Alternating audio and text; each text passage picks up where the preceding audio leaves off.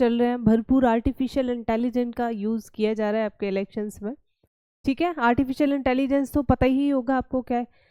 देखिए स्टार्ट करते, मैं बता दूं एक वीडियो का सबसे बेस्ट एग्जांपल। आपने देखा होगा राहुल गांधी जी का एक वीडियो बहुत ज़्यादा वायरल हुआ था, जिसमें वो कह रहे हैं एक तरफ से हम क्या आलू डालेंगे, दूसरी तरफ से सोना निकलेगा। उसके बाद जब वीडियो की सच्चाई सामने आती है तो वो कुछ और थी, वो कुछ और कहना चाह रहे थे, बट उसको किसी और तरीके से दिखाया गया। डीप फेक्स सुना ही होगा आपने। तो ये दिक्कत सिर्फ इंडिया की नहीं है, all over the world artificial intelligence का यूज़ करके इलेक्शंस को मॉडिफाई किया जाता है। किस प्रकार से, पूरी डिटेल में हम बात करने वाले हैं। Use of artificial intelligence in elections, यानी कि उसकी सिग्निफिकेंस क्या है, चैलेंजेस क्या है, एंड साथ ही हमारे कंसर्न क्या है। ये आपका मेंस के पेपर 3 में आ जाता है, साइंस एंड टेक के अंदर। ऑलराइट, ठीक।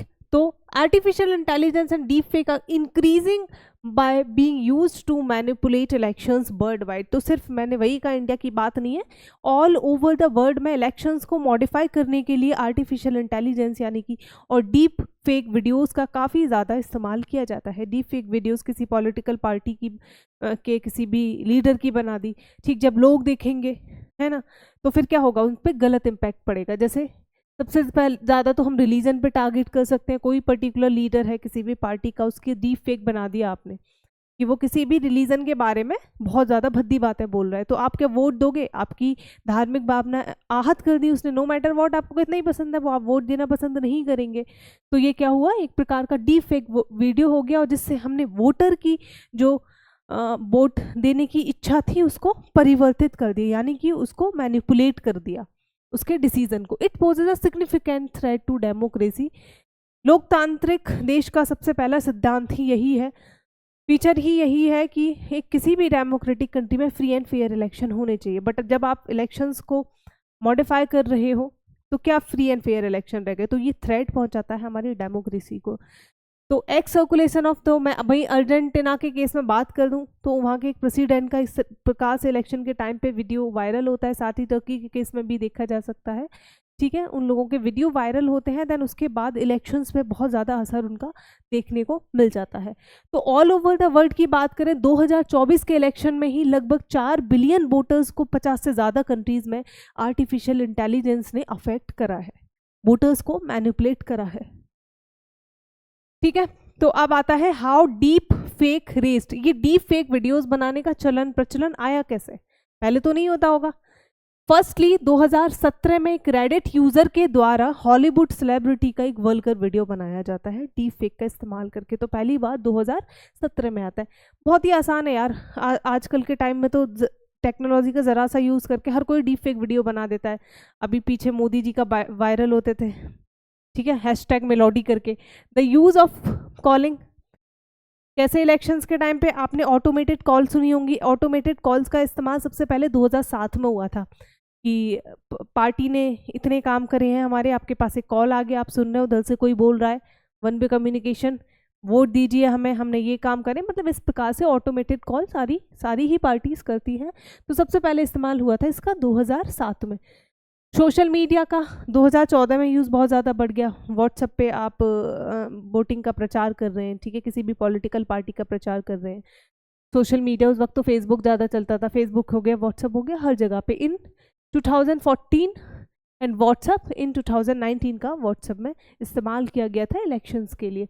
वीडियोस कैन भी, वही मैंने बताया, बहुत ही आसानी से जनरेट, एक फेस ऐप नाम का ही एप्लीकेशन आता है, बस नीचे किसी की भी बॉडी है, ऊपर किसी का भी लगा दिया और लगेगा आपको वो सेम पर्सन है, ठीक। तो बहुत अफेक्ट होती है इससे लोग जो इनका डीप फेक वीडियो बनाया जाता है। पीछे आप देखिए रश्मिका मंदाना जी, उनका डीप फेक वीडियो बनाया गया, तो उन्होंने एक चीज़ कही थी और वो बहुत सही थी कि चलिए मैं हूँ, मेरे पेरेंट्स या फिर मेरी फैमिली, मेरे आसपास के अपने करीबी लोग बहुत समझदार हैं कि वो इस चीज़ पे भरोसा नहीं करेंगे, जैसा भी वीडियो था। वहीं ऐसी लड़की कोई ले लीजिए तो बहुत ही आम फैमिली से आती है, ठीक, सोशल प्रेशर ऐसे लोगों पे थोड़ा सा ज़्यादा होता है, उनकी क्या दशा होगी अगर डीप फेक वीडियो बनाया जाता है? तो क्या परिवार वाले भरोसा करेंगे ये तुम नहीं हो? तो इस प्रकार से ये बहुत बड़ा सोशल थ्रेट पहुंच जाता है फेक वीडियो इजीली। और सबसे ज़्यादा तो आसानी से बन जाते हैं। दूसरी चीज़ निकल के आती है, आसानी से वायरल भी हो जाते हैं। Fake video easily and impact the election, तो आसानी से ये आपके इलेक्शंस को इम्पैक्ट कर सकता है। रिलीजन का मैंने आपको एक मेन एग्जांपल दे दिया। किसी भी, जैसे भगवान राम हो गए हमारे, किसी भी लीडर के द्वारा अगर राम के बारे में बुरी बात कही जा रही है, बहुत ज़्यादा बुरी भी नहीं, मैनिपुलेट करके 2-4 शब्दों को उन्हीं के तोड़ के एक सेंटेंस बना दिया कि आप वोट दोगे, बीइंग अ हिंदू आप नहीं दोगे। सेम मुस्लिम के केस में उनके किसी भी किसी को भी, उनके भी भगवान को अगर आपने गलत बोल दिया, कुरान के बारे में गलत बोल दिया, तो बीइंग अ मुस्लिम पर्सन आप उस मुस्लिम लीडर को वोट देना नहीं पसंद करेंगे। ये मैंने सिर्फ एक एग्जाम्पल दिया है, बहुत सारी चीज़ें हो सकती हैं। ठीक है, कोई ऐसा नेता है जो पाकिस्तान के बारे में बड़ी अच्छी बातें बोल रहा है, क्या आप वोट दोगे? नहीं। ठीक, तो इस प्रकार से इम्पैक्ट करा जाता है फेक वीडियोस के द्वारा इलेक्शंस के टाइम पे। तो इलेक्शंस के टाइम पे तो सबसे ज़्यादा, कल आपको वोट देने जाना है किसी को, आज आपके पास किसी की ऐसी वीडियो आ गई तो आपका क्या हो गया, अफेक्ट हो गए, आपका जो भी डिसीजन था मैनिपुलेट हो गया। 71% of Indian adult use the internet. अब इंडिया के कॉन्टेक्स्ट में बात हो तो लगभग 71% जो हमारे इंडियन हैं वो क्या करते हैं, यूज़ करते हैं इंटरनेट को, अलग अलग डिफरेंट सोशल साइट्स हो गई, वो जो भी है। और उनमें से ज़्यादातर लोग ऐसे हैं जिनके पास डिजिटल क्या नहीं है, लिटरेसी नहीं है, डिजिटल साक्षरता की कमी है, और इस प्रकार से ये वल्नरेबिलिटी को और ज़्यादा इंक्रीज कर देता है। ठीक, अगर मेरे पास समझ है, मैं समझ सकती हूँ ये डीप फेक वीडियो है, वहीं किसी गांव में बैठा हुआ इंसान, एक किसान खेत में बैठ के अगर फ़ोन चला रहा है, उसको जो देख रहा है वो सिर्फ उसी में भरोसा कर रहा है, उसको नहीं पता ये सच है या नहीं है, उसको नहीं पता इस तरीके से भी वीडियोस बनाए जा सकते हैं। ठीक, तो मैं बींगा, मेरे पास डिजिटल थोड़ी सी लिटरेसी है बट उनके पास नहीं है, तो वो बहुत आसानी से भरोसा कर लेंगे और इस चीज़ के चपेट में आ जाएंगे कि जो भी वीडियोज़ में दिखाया जा रहा है, जिस इंसान का फेस है, जिसकी वॉइस है, उनको लगेगा ये पर्सन रियल है। एक चीज़ और है, अगर कोई गलत चीज़ आपकी वायरल हो जाती है, ऑलवेज रिमेंबर, अगर एक बार आपकी रेपो डाउन होती है, एक बार आपकी इमेज खराब होती है, नो मैटर वॉट, आप कितना भी क्लीन करने की कोशिश कर लें, ठीक है, अगर उसको क्लीन करने के लिए आप नेक्स्ट वीडियो रिलीज करोगे तो वो ज़रूरी नहीं है वायरल होकर सबके पास पहुंचे। एक बार इमेज खराब होनी थी, हो गई। ठीक, तो हमारे यहाँ पे क्या है, डिजिटल इलिटरेसी, यानी कि डिजिटल साक्षरता की कमी है, जिस वजह से ये और भी ज़्यादा डेंजरस हो जाता है। अब किस प्रकार से ये हमारी डेमोक्रेसी, लोकतांत्रिकता को आहत करता है, थ्रेट पहुंचाता है। फ्री एंड फेयर इलेक्शन, वही मैंने बताया, किसी भी डेमोक्रेसी को सर्वाइव अगर करना है तो फ्री एंड फेयर इलेक्शंस का होना बहुत ज़्यादा ज़रूरी है। तो अब यहाँ पे क्या हुआ, इनडायरेक्टली इलेक्शंस अनफेयर हो गए हमारे। Such video can be manipulate voters, tried create misinformation और स्प्रेड फेक न्यूज़। कोई भी फेक न्यूज़ उस कैंडिडेट के बारे में पहुंच सकती, पॉलिटिकल पार्टी के बारे में स्प्रेड हो सकती है।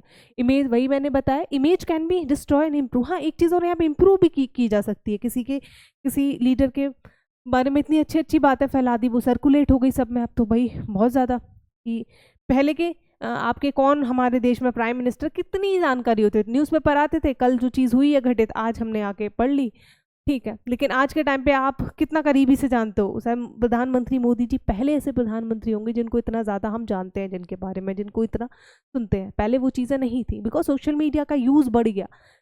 लाइव कहाँ क्या हो रहा है, रियल टाइम पे आप मॉनिटरिंग कर सकते हो, रियल टाइम पे देख सकते हो। तो इमेज को डिस्ट्रॉय भी कर सकता है, ये इमेज को बना भी सकता है, तो दोनों काम हो सकते हैं।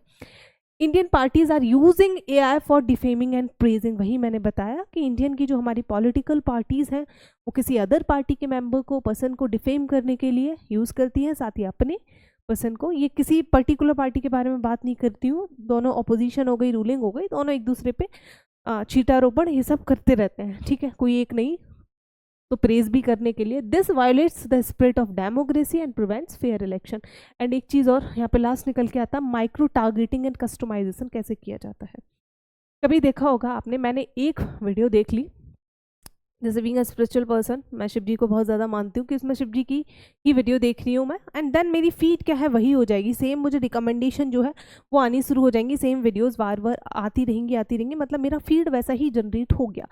ठीक, इसी प्रकार से अगर कोई इंसान ऐसा है जो कम्युनल आइडियोलॉजी रखता है, तो उसको जो रिकमेंड की जाएगी ना वीडियो, माइक्रो जो टारगेटिंग की जाएगी, उसको सेम वीडियोस वैसे ही प्रोवाइड किए जाएंगे। वहीं कोई इंसान ऐसा है जो एकता की भावना में बिलीव करता है, तो उसको वैसी वीडियोस दिए जाएंगे।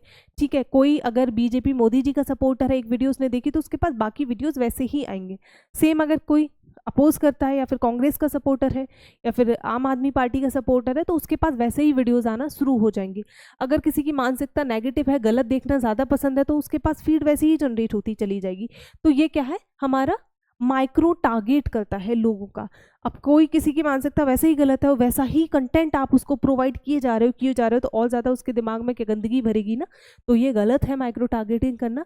एंड कस्टमाइजेशन भी होता है। देखो मैं एक चीज़ और बताती हूँ, कभी भी आप किसी से बात कर रहे हो फिजिकली भी, तो ऑलवेज रिमेंबर अपने प्राइवेट टाइम में हमेशा अपना फ़ोन का डेटा ऑफ रखिएगा। और अगर आप लाइक कॉल पर भी बात कर रहे हो तो मेक श्योर कि आपका डेटा ऑफ होना चाहिए। आपकी जो भी बातें होंगी वो क्या है, हमारा आपके फ़ोन में चला जाता है वो चीज़। एंड आपको वैसे ही कभी देखना, आपको वैसे ही एड्स आने प्रोवाइड हो जाएंगे। किसी भी कंपनी के बारे में बात कर देना आप, फ़ोन का अगर डेटा खुला है तो अगर आप इंस्टाग्राम चलाओगे, फेसबुक चलाओगे या फिर किसी और प्लेटफॉर्म पे, आपको सेम ही एड्स आने शुरू हो जाते हैं। यानी कि वो आपका डेटा जो है वो कहीं ना कहीं जाके स्टोर किया जा रहा है। तो ऑलवेज रिमेंबर, हमेशा फ़ोन का डेटा ऑफ रखें जितना ज़्यादा हो सके। जब इस्तेमाल कर रहे हैं सिर्फ तभी आपका डेटा खुला होना चाहिए। यानी कि ये आपका कस्टमाइजेशन हो रहा है। ऐसा मैंने कई बार देखा है कि मैंने सर्च नहीं करी है वो कंपनी, सिर्फ हम बात कर रहे हैं तो मेरे पास वही एडवर्टीजमेंट आने, इसको कैसे पता चला भी, ठीक। तो ये आपका इस प्रकार से कस्टमाइजेशन होता है। बहुत सारी चीज़ें हमारे पास डिजिटल लिटरेसी नहीं है तो हमें पता नहीं होता है। तो आई होप आपको अच्छे से समझ आ गया होगा कि डीप फेक वीडियोस एंड आपका आर्टिफिशियल के माध्यम से किस प्रकार से इलेक्शंस को मॉडिफाई किया जाता है, not only in India, all over the world. ठीक है, तो आई होप आपको ये वीडियो पसंद आया होगा। लाइक करिए, शेयर करिए एंड कमेंट भी करिए आपकी क्या राय है इस बारे में। And thank you so much everyone for watching. जिन्होंने सब्सक्राइब नहीं कर रखा है चैनल को सब्सक्राइब करना नहीं भूलिएगा।